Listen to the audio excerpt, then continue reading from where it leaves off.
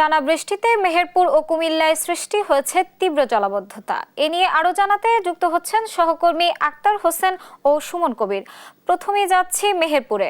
আক্তার, কি ধরনের পরিস্থিতি বিরাজ করছে আর স্থানীয়রা কি ধরনের দুর্ভোগের শিকার হচ্ছে জানাবেন।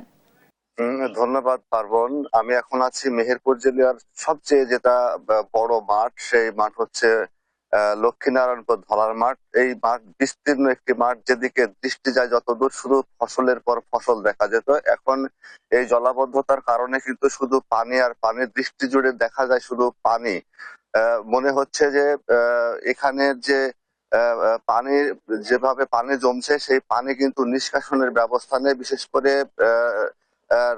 যে খাল খননের করা হয়েছে পানি নিষ্কাশনের জন্য, সেই খাল খনন কিন্তু আসলে কোনো কাজে আসছে না মানুষের। আমি যদি পিছন থেকে দেখাই, যে দেখবেন যে অনেক ফসলের জমি, বিশেষ করে পাকা আমন ধান, আউশ ধান সহ বিভিন্ন সবজি কিন্তু ডুবে পানিতে থই থই করছে।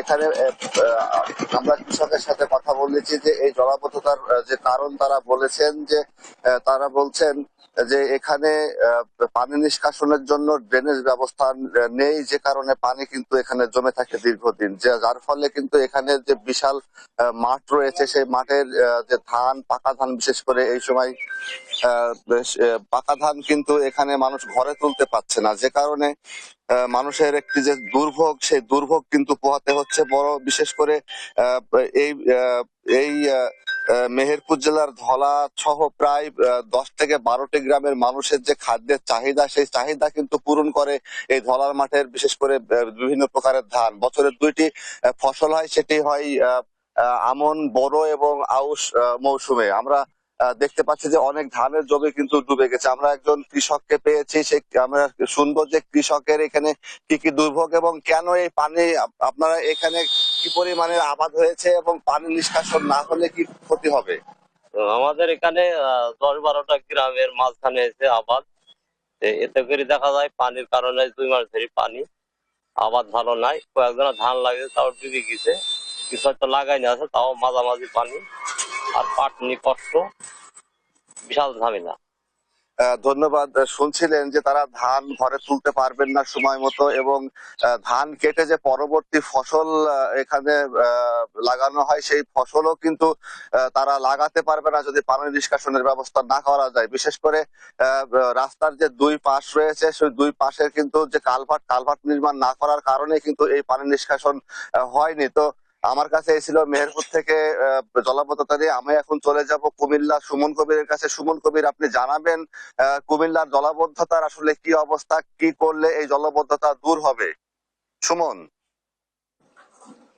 জি আক্তার, আপনি যেটা বলছিলেন আমি একটু জানা রাখি, কুমিল্লার যে জলাবদ্ধতা, আসলে আমি এখন রয়েছি কুমিল্লা 5 ইউনিয়নের সানপুর এলাকা, যেটা 9 নম্বর ওয়ার্ড। আপনাকে আমি জানা রাখি, কুমিল্লার এই জলাবদ্ধতা যে এখানে আমি দীর্ঘ 40 বছরে আসলে জলাবদ্ধতা এখানে আমরা দেখতে পাচ্ছি। তারা বলছেন স্থানীয়রা যে এই যে জলাবদ্ধতা আসলে এখানে দ্বিগুণ বাড়া গুনতে হয়, কোনো অটো রিক্সা আসতে চায় না, এবং এখানে যারা বসবাস করে 30,000 উপরে যে পরিবার রয়েছে, তারা আমাদেরকে জানিয়েছেন যে আসলে এখানে যে চর্মরোগ থেকে শুরু করে হাঁপানি এবং ডায়রিয়া জনিত রোগী, আসলে এখানকার শিশু বাচ্চারা এবং পরিবার বর্গ যারা রয়েছেন তারা আসলে ভোগান্তিতে রয়েছেন। এখানে কোনো যখন কোনো অটো দিয়ে কেউ আসতে চায়, তারা বলছেন যে দ্বিগুণ বাড়া গুনতে হয়। আপনি দেখতে পাচ্ছেন আসলে মানুষের এই দুর্ভোগ যেন আসলে দেখার কেউ নেই। যারা জনপ্রতিনিধি হয়ে আসছেন তারা প্রতিজ্ঞাবদ্ধ থাকলো, প্রতিশ্রুতিবদ্ধ থাকলো, তারা আসলে কাজটা আমরা করতে দেখছি না।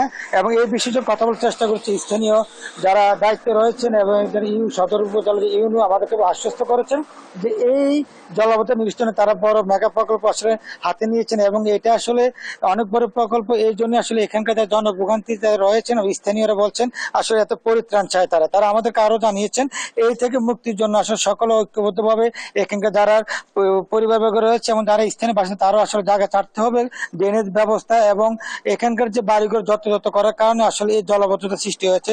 বছরে 9 থেকে 10 মাসে আসলে এখানে এইভাবে জলাবদ্ধতা সৃষ্টি হয়ে থাকে। বিশেষ করে নভেম্বর ডিসেম্বর আসলে পানি থাকে না, বাকি 10 মাসে এখানে জলাবদ্ধতা সৃষ্টি হয়।